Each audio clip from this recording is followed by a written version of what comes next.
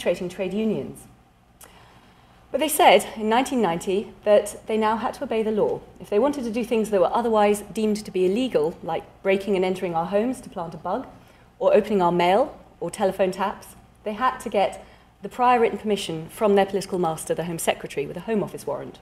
This was supposed to be some sort of notional oversight in a democracy. It didn't work terribly well. Anyway, I never actually wanted to be a spy. I had no interest in anything like James Bond. In fact, they very rarely seem to recruit people who do want to be spies. So if any of you are budding James Bonds, I wouldn't try. I actually wanted to be a diplomat when I graduated. I quite fancied the idea of swanning around embassy parties, swilling champagne. It didn't work out quite that way. I sat the Foreign Office exams in the UK and then had a letter on Ministry of Defence headed notepaper, which said there may be other jobs you would find more interesting. And I don't know why, but my very first instinctive response was, oh my God, it's MI5. And I was really frightened at the prospect. I was thinking, why the hell have they approached me? Unfortunately, I opened the letter in the same room as my father. I was at home at the time, and he was a spy buff. He absolutely adored things like the John le Carré novels, Len Dayton, even James Bond. And he happened to be a journalist as well, so it was a fatal combination. And he was agog, so he immediately said, oh, please, just ring them up, see if it's them, see if it is MI5, see what happens. So as I always like to point out to him when he whinged about the whistleblowing, it's all his fault. It's always nice to be able to blame your parents for something, isn't it? Anyway, so I rang up the telephone number in the letter, and within a month found myself sitting in an unmarked, unused, apparently, office block in the centre of London. Sorry, I'm not speaking loud enough, am I? And I found myself being questioned about my life from the age of 12, which was bizarre. They didn't announce who they were. They just started asking me about my education, my politics, my religion, my ethics. After about 3 hours of this, they said, well, you know, why do you think you're here, Ms. Machon? And I said, well, are you MI5? And I was really embarrassed saying it because you feel like a real prat for even thinking this. And they said, yes, we are commonly known as MI5. Will you please sign this document? Otherwise, we can't say anything more. And this was a notification about a law in the UK called the Official Secrets Act. And this is a lovely little piece of legislation that basically gags you forever from ever saying anything to anyone if you've worked as an intelligence officer. This is quite crucial to the story as well.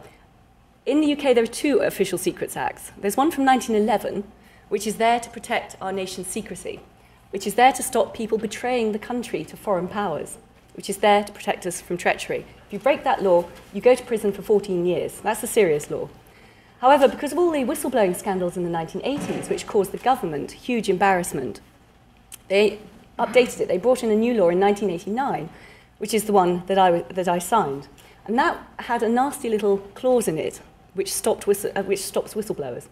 So if you blow the whistle, if you see crime and you go public about it, you are the criminal, and you face 2 years in prison. So that was the law that we have in the UK. There is no public interest defence. You can't say, I had to do it because otherwise people would have died. It's just there, you blanket ban. Anyway, so I signed this piece of paper, and they kept asking me back to the next stage. And I was always rather flummoxed by this, because when you're being recruited by MI5, you assume that the spies know every little detail about your life. So there's no sort of glossing over holes in your CV, you know, a couple of months off here and didn't have a job there. You throw everything at them. And they kept asking a lot of ethical questions as well. And again, I was utterly honest, just threw my views at them. And they kept asking me back and asking me back. And also at the time, reiterating that they were an organisation that had changed. They, of course, had been misrepresented in the press. They weren't baddies. But also they were shifting their emphasis. Bear in mind, this is 1990. They said the Cold War was over. The Berlin Wall had come down. They no longer had to investigate Reds under the bed. In fact, what they wanted was a new generation of intelligence officer to work against terrorist targets. So I thought, that sounds quite good. You know, after about 10 months of this, going in for psychometric tests and written exercises and role play and interviews with psychiatrists, etc., they seemed really interested. There was one last stage we had to get through as well, where you're vetted to the highest degree in the UK, where they asked to speak to 4 friends, and then they asked those 4 friends to recommend another 4 friends, and so it ripples out. So they do know what they're getting when they recruit you. Unfortunately, you don't really know what you're getting as a recruit. The only thing you know when you actually walk into the MI5 building for the first time is what grade you're going in at and how much you will be paid. You've got no idea about anything else. So as they say in all good novels, it was a bit of a shock to actually walk in and find myself posted to a little section called F2. And this was precisely the sort of section they said they no longer had. This was the section to investigate political subversion, as they called it. This investigated the Reds under the bed. Now, it was much smaller than it had been in the 80s, sure.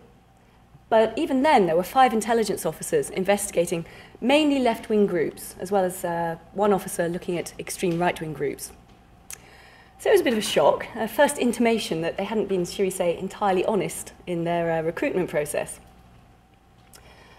I was assigned to investigate a small group called the Socialist Workers' Party, which is actually a Trotskyist group, and in fact, I couldn't really see how they fitted in to the definition of being a threat to national security, because they were out there. They weren't some sort of covert fifth columnist organisation. They were out there trying to debate democratically with people, trying to convince them of their position.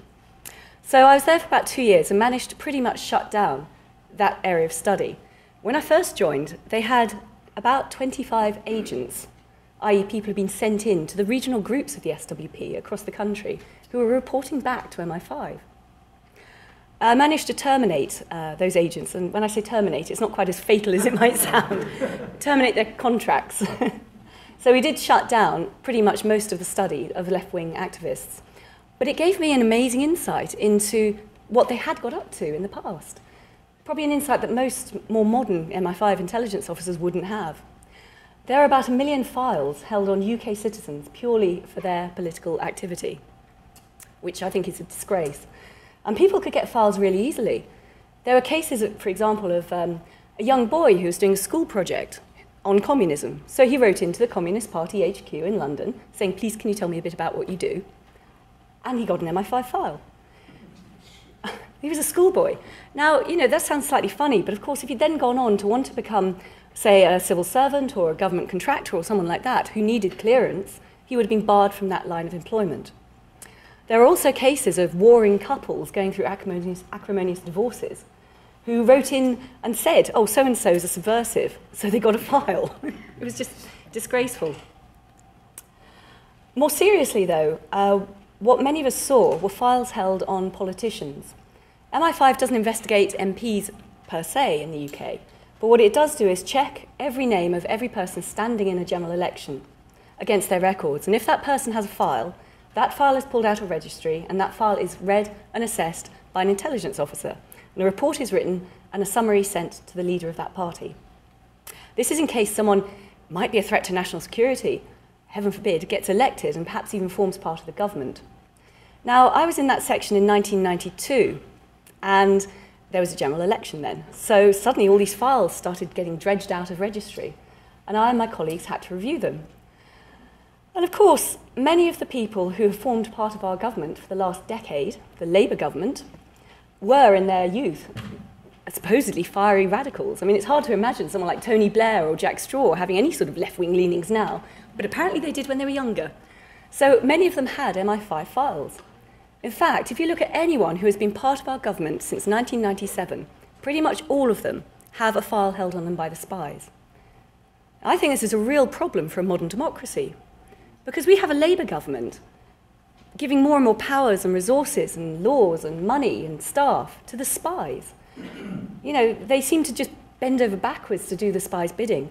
And I do wonder if it's just their guilty little secrets rattling around in their heads, making them do what the spies want. You know, they don't know what the spies hold on them. It might not even be very much, but they're going to have these guilty secrets. And in fact, I'm willing to bet after the scandals recently in the last month in the UK, where all this information about how they've abused their expense system, I bet most of them are worrying about their financial peccadillos. Anyway, I think that is a real problem. It's very much a case of a tail wagging the dog in a democracy. And it certainly doesn't lead to proper oversight or democratic control from these people who are supposed to be the political masters of the spies. It was also in this section in F2 that I met my ex-partner and colleague, David Shaler.